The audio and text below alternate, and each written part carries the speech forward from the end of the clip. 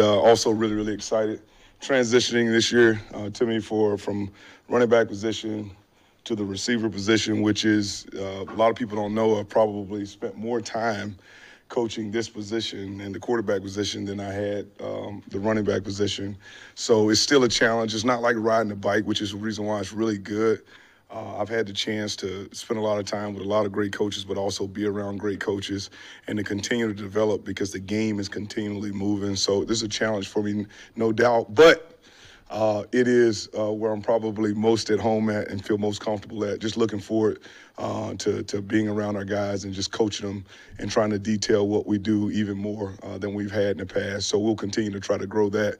And then it also makes it pretty daggone sweet when you come into a room with a lot of good players. So happy about that. And then transitioning from the running back room, I know a lot of you guys probably know it's hard for me because of the relationship I've been able to build with both David, who is just one of the more impressive players and people that I've been around. Looking forward to see his growth. And then, Jameer and Craig, just talking about Jameer's development and what he's been able to grow to in such a short time in this league. And Craig and Vaki. So really going to miss those guys, but get a chance to see them every time. Just don't get the chance to be around them quite as much as I have in the past. Scottie, just at rookie camp last week, it's short, really small window, shorts and helmets, but from Isaac, what did you see as far as what you liked on the field and even off the field, and maybe things that you'd like to see him improve on? Number one thing was poise. We threw a lot at him mentally. I challenged him, put him at multiple positions to see if he could handle that. Brought him along as fast as we could. He didn't blink an eye. He's physically, when you see him out there with the guys, now he has to prove it and continue to make those jumps as the competition level rises. It's not going to be rookie minicamp forever. It's already transitioning on him. But what you saw is a guy that definitely belonged, and his physical talent and ability showed that not only did he belong, but he's exactly what we thought he was at this point in time. Just got to grow and develop as a player now, and the smaller details of what we do. But a great example, though, if you will, of a guy working his way into what he is, not just one of those guys that hits a height, weight, and speed, and everybody thinks that it's this thing. This is a guy that has worked to get to where he is. Really happy to have him where he is right now. What can you take from your time coaching the running backs, going back to receiver? Like, how have you changed as a coach, I guess? Yeah, I think it's a level of respect.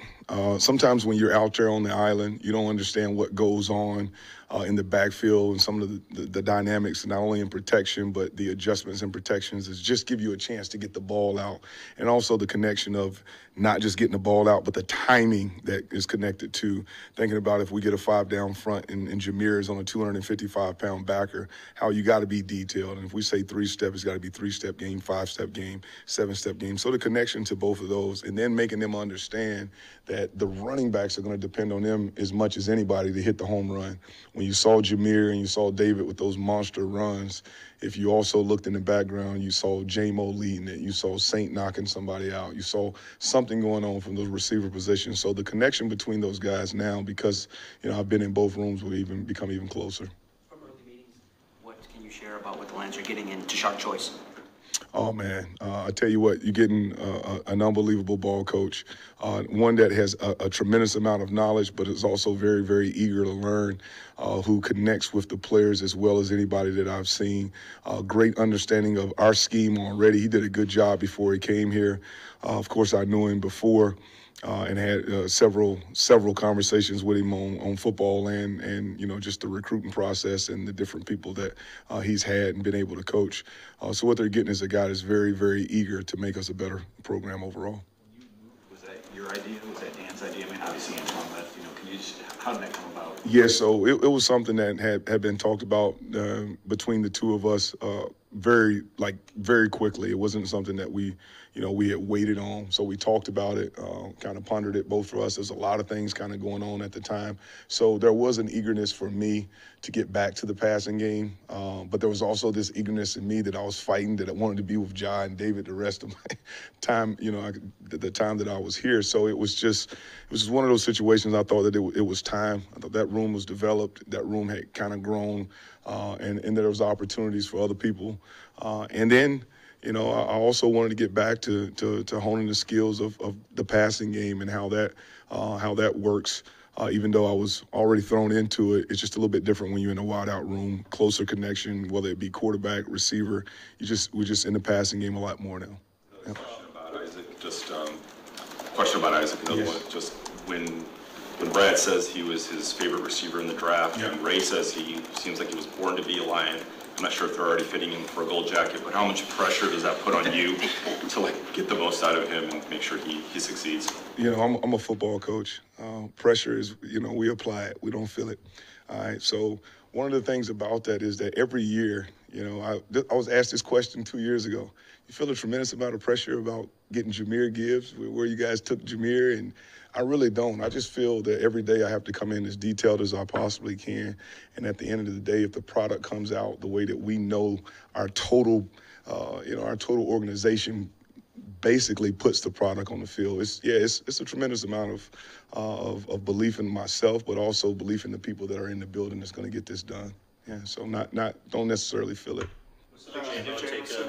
What's the biggest difference between those two rooms? I know it's been pretty early having those guys in, but does anything jump out to you? Just maybe the mentality, just the humor in the room? Is there anything that stands out different about the two rooms?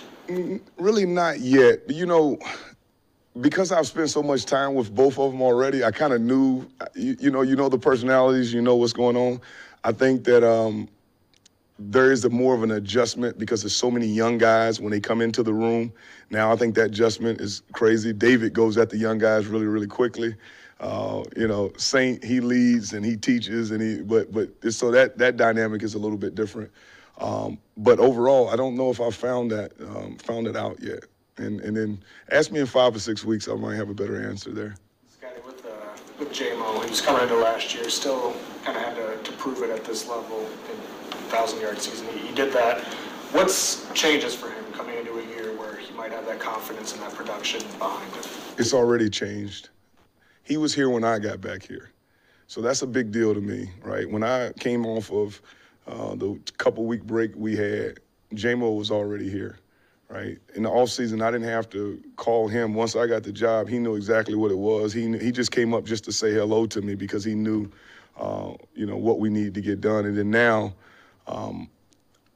2 days ago or yesterday, I can get my days confused, probably one of the better meetings I've ever seen him in a setting. It was a total offensive meeting where you're talking about the communication level and the questions and the football IQ and the acumen that he was asking questions about is what you really wanted to see. And that's what we got to do. Or are we where we want to be? No, we're not there. And I'm not saying that he's showing us something that he's not there, but we're going to take baby steps. If he keeps developing the way he's doing right now, he's going to get to a location that he really, really likes. Really, really satisfied with where he is right now, but we got a long way to go. We've asked a couple questions about Isaac, but how important was it to get Tim back in the fold and not needing to maybe push a rookie out there before he's fully baked?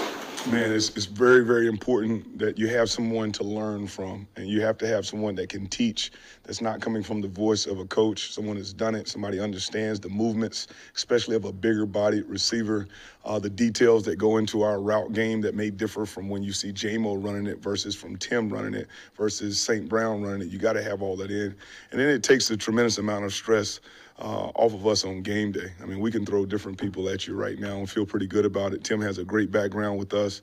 He has a background with Coach Morton, so there's a lot of familiarity there that's helping us. But like you said, Saint does a good job teaching and coaching.